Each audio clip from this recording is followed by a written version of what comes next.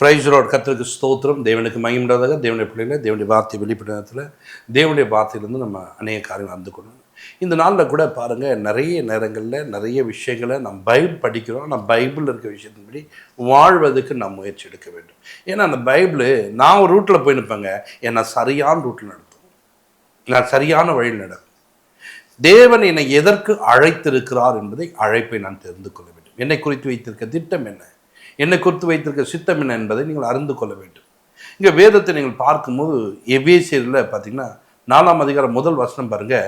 அங்கே பவுல் சொல்கிறார், நான் கட்டுண்டவனாக இருக்கிறேன், நான் கட்டுண்டவனாக இருக்கிறேன், கட்டப்பட்டு இருக்கிறேன்பா. நீங்கள் அழைக்கப்பட்ட அழைப்புக்கு பாத்திரவனாக இரு.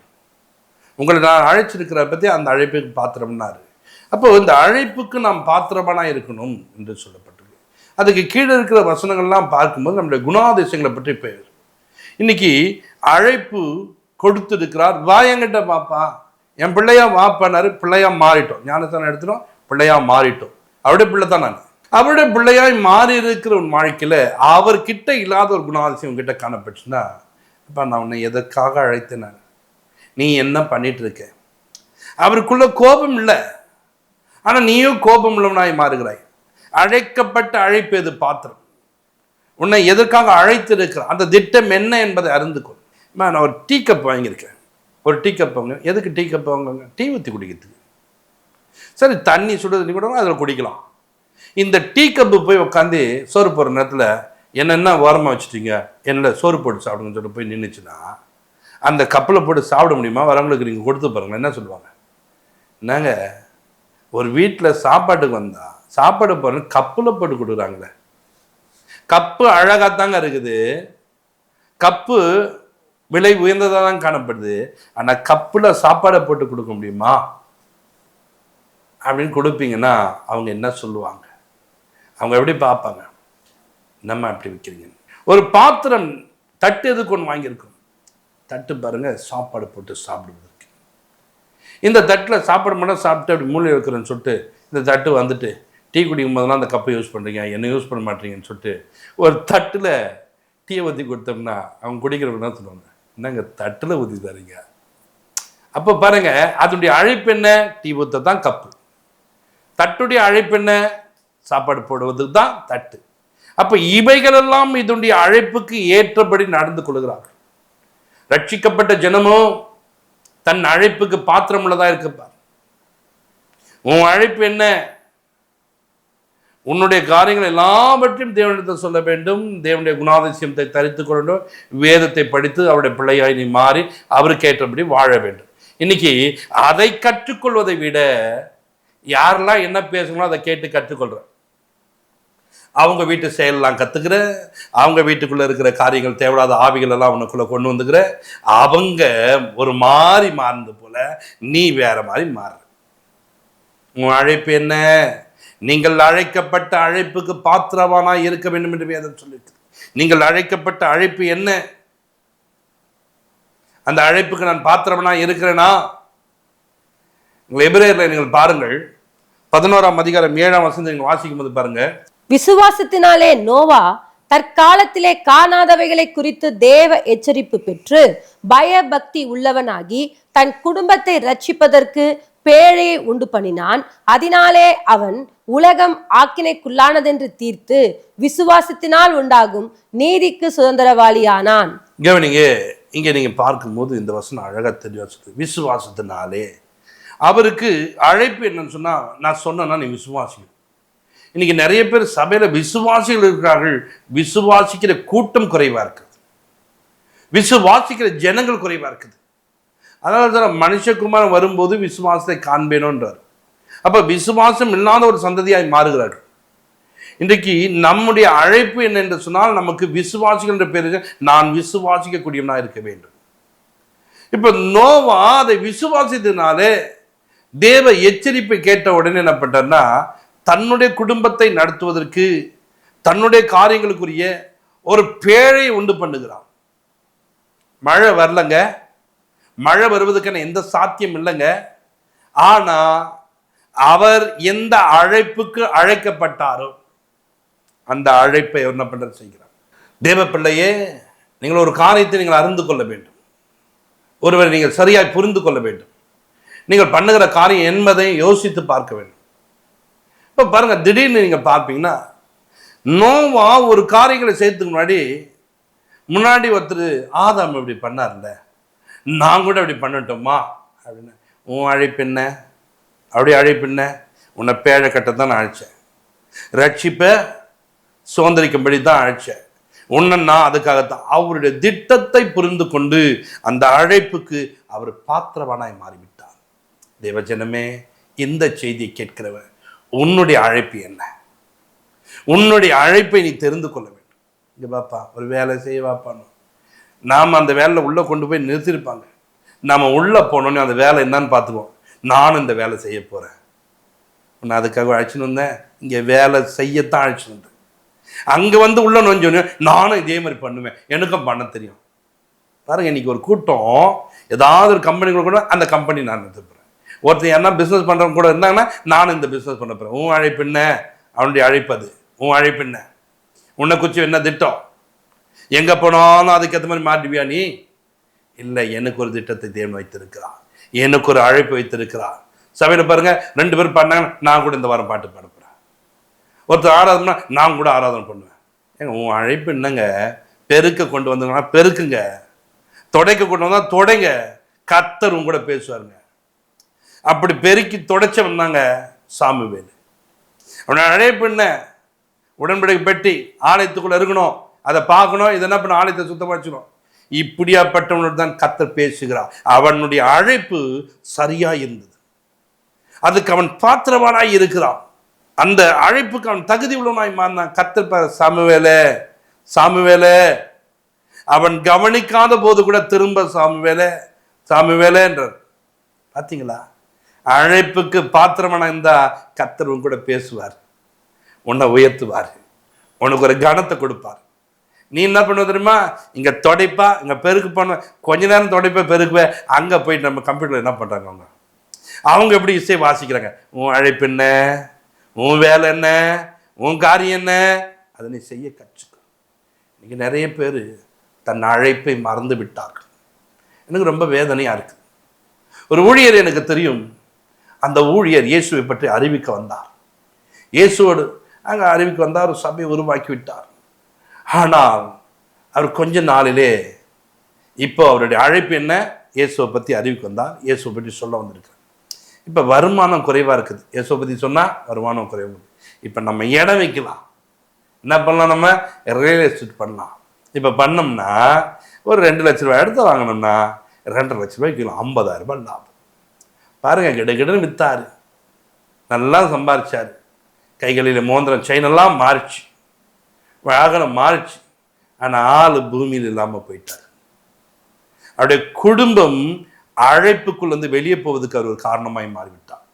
எந்த குடும்பத்துக்காக ஓடி ஓடி உழைத்தாரோ அந்த குடும்பத்துக்கு அவர் இல்லாமல் போய்விட்டார். கர்த்தருடைய பிள்ளையே, உன்னுடைய அழைப்பு என்ன? இடம் வாங்கி விற்பதற்கு ஒரு கூட்டம் இருக்கிறார்கள், அவர்கள் விற்று கொண்டிருப்பார்கள், அவர்களுக்கு அதுதான் பிசினஸ். எனக்கு ஊழியம் செய்வதற்குத்தான் கர்த்தர் அழைப்பை கொடுத்தார். என்னை அவருடைய நாமத்தை மகிமைப்படுத்த கர்த்தர் கிருபை கொடுத்தார். என்னை அவருடைய ஸ்தானத்தில் நிற்பதற்கு ஒரு கிருபை கொடுத்திருக்கிறார். ஆனால் நீயோ இன்றைக்கு எந்த இடத்தை பார்த்தாலும் அந்த இடத்துல ரேட்டை பேசி நம்ம வாங்கி வித்துடலாமா? என்ன அழைப்புங்க உங்க அழைப்பு? ஒரு ஊழியக்காரர் கார் பார்த்தோன்னா காரை ஒரு ரேட்டு பேசுறது வித்துருவார். அழைப்பு என்ன அழைப்பு? இன்றைக்கு தேவ ஜனமே, நமக்கு ஒரு அழைப்பை தேவன் கொடுத்து, இந்த பகுதியை உன் கையில கொடுத்திருக்கிறேன், அந்த பகுதிக்கு நீதான் இரட்சகனாய் உன்னை வைத்திருக்கிறேன், உன் அழைப்பு இதுதான். அதற்காக திறப்பில நில்லு, அதுக்காக தேவ சமூகத்தை நாடு, அதுக்காக தேவனை பார்த்து. உன் அழைப்பை நீ இன்னைக்கு நீ காப்பாற்றிக்கொள். உன் அழைப்புல நீ நிலையிருக்க கற்றுக்கொள். உன் அழைப்புக்கு பாத்திரவனா இரு. நான் கட்டுண்டவனா இருக்கிறேன், நான் இப்போ உன்னை பார்க்க முடியாது, ஆனால் நான் ஒன்று சொல்ல முடியும், உன் அழைப்புக்கு நீ பாத்திரவனாயிரு. இன்றைக்கு உன் அழைப்புக்கு நீ பாத்திரவனாய் மாற பிரயாசப்படு. உன் அழைப்புக்கு நீ பாத்திரவனாய் மாறுவதற்கு முயற்சி பண்ணு. ஆபிரகாமை குறித்து பாருங்க, எபிரேயர் 11ஆம் அதிகாரம் 8ஆம் வசனம் வாசிங்க. விசுவாசத்தினாலே ஆபிரகாம் தான் சுதந்திரமாய் பெறப்போகிற இடத்திற்கு போகும்படி அழைக்கப்பட்ட போது கீழ்ப்படிந்து தான் போகும் இடம் இன்னதென்று அறியாமல் புறப்பட்டு போனான். அறியலங்க, என்ன இடனே தெரியலங்க. ஒரு அழைப்பு வந்தவுடனே அந்த அழைப்புல விசுவாசத்திலே பயணத்தை செய்கிறார். போகிற இடம்லாம் தோல்வி நஷ்டமே வந்து நிற்குது. கூட வரவெல்லாம் எந்த புறம் ஆடு மாடு செத்து போகுது. ஆனால் அழைப்புக்கு நான் பாத்திரவானாய் இருப்பேன் என்று சொன்னார். அந்த அழைப்பு அவரை ஆசீர்வதிக்கக்கூடியதாய் மாறியது. அவரோடு கூட இருக்கிறவர்களை பார்த்தீங்கன்னா, லோத்து வந்தார். அழைப்பு என்ன? தேவனோடு கூட போவதுதான். ஆனா லோத்தோ மந்தை மேய்ப்பவர்கள சண்டை போட்டு நின்னா மந்தைய பெருசாக்குது அவங்களுடைய வேலை. இப்போ அவர் பாருங்க நோக்கம், நம்ம ரெண்டு பேரும் பிரிஞ்சு போயிடலான்னு சொல்லும்போது, இந்த லோத்து எதை பார்க்குற? அங்க பசுமையாய் இருக்கிறது, அங்கே தண்ணீர் வளம் இருக்கிறது, அங்கே நான் ஆடுகளை வளர்க்க முடியும். பார்த்தீங்களா அழைப்பு எது? ஆடு வளர்க்கத்தான் கூப்பிட்டு வந்தாரா?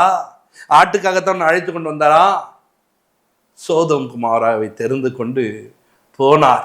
எந்த ஆட்டுகளுக்காக தன் அழைப்பை அவர் ஒப்பு கொடுத்தாரோ அந்த இடம் இங்க பாருங்க எல்லாம் நஷ்டமாய் மாறிச்சு. இன்னைக்கு தேவ ஜனமே, உன் அழைப்பை நீ மாற்றிக்கொண்டால் நீ நிற்கக்கூடிய இடம் நஷ்டமாய் மாறும். உன் வாழ்க்கை கஷ்டத்துக்குள்ள போகும். அந்த சோதம் குமாராவை விட்டு அவருடைய மனைவி வர முடியாமல் மாறிவிட்டார். காரணம், உன் அழைப்பு என்னன்னே தெரியாம நீ போனதுனால உன் மனைவி அதோடு ஒட்டி கொண்டு வாழ்க்கை மாறிடுச்சு. உன் அழைப்பு சரியா தெரியாம நீ வேற ரூட்ல போயிட்டுனா உன் குடும்பத்துல இருக்கிறவங்க யாரோ ஒருத்தர் அதோடு இணைந்து கிறிஸ்துவை விட்டு பின்மாற்றமாய் போய் விடுவார்கள்.